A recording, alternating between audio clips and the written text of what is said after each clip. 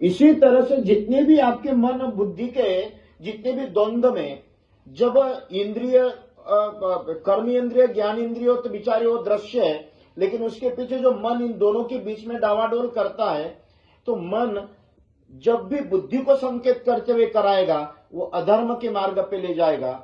और बुद्धि जब मन को अनेक प्रकार के, आप कभी भी कोई भी व्यक्ति को पूछो मिठाई का, आप शुगर वालों को पूछो भाई, जब वो मीठा खाने लगेगा तो बुद्धि संकेत करते भाई इतना मीठा मत खा, बहुत ज्यादा शुगर बढ़ेगी।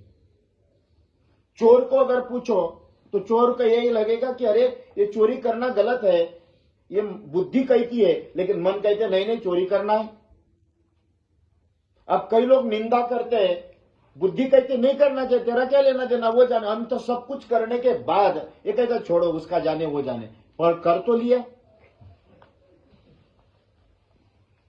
दूसरों के राग दोष ये वो, भाई उन सभी चीजों में आप एक ही देखना, आपके बुद्धि के निर्णय इंद्रियों को स्वीकार है या इंद्रियों के निर्णय बुद्धि को स्वीकार है। ये संसार और साधना ये दो विभाजित मानी गई है। जब बुद्धि आपका निर्णय, कई बार आपने देखना महाराज, कोई गलत काम करने के लिए जब आप निकलोगे तो आपके अंतर मन में बहुत भयभीत करते हुए यहां तक कि शरीर का स्पंदन होता है, मतलब बुद्धि आपको संकेत करती नहीं है गलत है, ऐसे मार्ग पे नहीं जाना चाहिए। इतना संकेत करने के बाद भी आपके इंद्रिय मानते नहीं है और वही करने के लिए जाते हैं।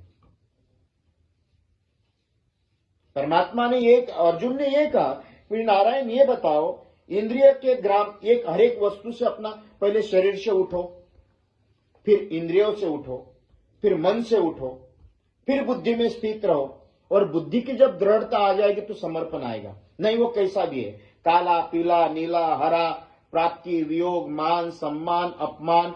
मीरा को बुद्धि की इतनी दृढ़ता थी, विष बदिया तो उस विष में भी मीरा को चरण अमृत परमात्मा के दिखने लगे। ये बुद्धि की दृढ़ता। जहां परमात्मा में जगत या परिवार में जगत, ये दो प्रकार की अवस्था को अगर आप समझने का प्रयत्न करोगे तो निश्चित रूप से साधना। अर्जुन ने ये प्रश्न किए, बताओ भगवान ये क्या वाकई में इसमें इन अवस्था में सोचने में इंद्रिय रूपी नगर में रहते हुए ये शरीर समाप्त हो जाता है। कबीर ने कहा, आशा मरी ना मन मरा, मर मर गया शरीर, आशा तृष्णा न मरी कहे दास कबीर।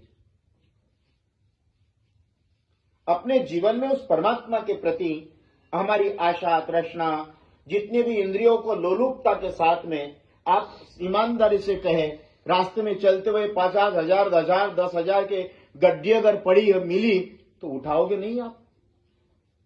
ये आपकी चोर बुद्धि, लेकिन बुद्धि का ये चोर मन, बुद्धि कहेगा नहीं है तेरा नहीं है। क्या कभी आप कभी इसको कभी भी उसको त्याग सकते हो? नहीं त्याग सकते। अरे आप लोगों की तो ये अवस्था है, मंदिर में 100 रुपए चढ़ाने के बाद जब लौट कर आते हो तो मन कहता है यार 10 रुपए चढ़ाए तो अच्छा होता है। ये मन का भेद है। परमार्थ के लिए जब भी आप कोई काम करने के लिए निकलते हो तो उसमें जब आप कर आने के बाद, वहां समय देने के बाद, वो उसमें इतना कोई जरूरी नहीं था, और संसार में घंटों निकल जाते हैं तो आपको पता नहीं लगता है। यही महाराज शरीर से उठना, इंद्रियों से उठना, मन से उठना और बुद्धि, ये हर एक शहर है। ये जैसे बीमार आप ग्रस्त में रहते हो तो ग्रस्त में रहने के बाद आप थोड़ी सी दरिद्रता से ऊपर आ जाए, पहले झोपड़ी में थे, झोपड़ी में से थोड़ा सा बड़ा मकान हो गया, बड़े मकान से और उससे बड़ा हो गया, फिर उससे बड़ा हो गया, फिर वो बड़ा होने के बाद अपने हिसाब से जब आ जाए, हाँ अब मुझे कुछ जरूरत नहीं है। ये जब आपकी मानसिक स्तर शारीरिक संसार से जब उठने लगती है तब जाकर इंद्रियों से भी, शरीर से उठना, इंद्रियों से उठना, मन से उठना और बुद्धि में स्थित रहते हुए आत्म तत्व के प्रति आपका प्रस्थान करना, ये साधना का। और अर्जुन कहते हैं कि इस ऐसे लोगों की अवस्था क्या हो सकती है, ऐसे सुख का, ऐसे दरिद्रता का, ऐसी क्या क्या बात हो सकती है। हे प्रभु इस शंकाओं का मुझे समाधान करिए, कल उसके ऊपर चिंतन करेंगे। इतना ही कहते अपने वाणी को विराम देता हूं। कृष्ण कन्हैया लाल की जय।